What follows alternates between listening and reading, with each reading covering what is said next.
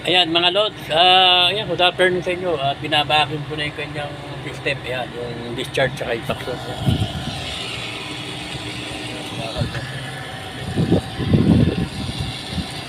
Nakita nyo naman, binabakin ko niya ng kanyang system, ayan. Ayan mga lods, ayan.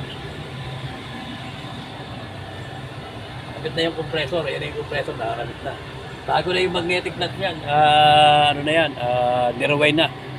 Kasi nag-iinit yung kanyang magnetic wire, pero pinig ko yung kanyang magnetic wire, may tama na yung kanyang magnetic wire, nangingitim na. Nakita nyo naman mga lot, bali pinabakin ko yung kanyang system. Yan, mga Lodi, yan, yan, pero yan. Ngayon lang pinagawa sa akin ito, matagal-tagal na rin.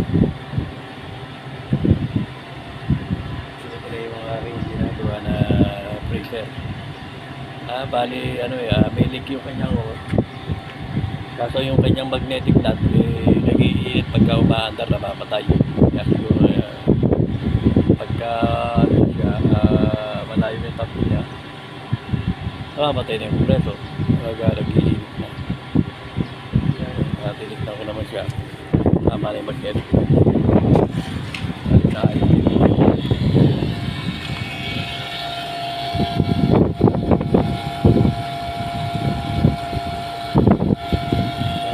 Maraming salamat sa inyo, Malot.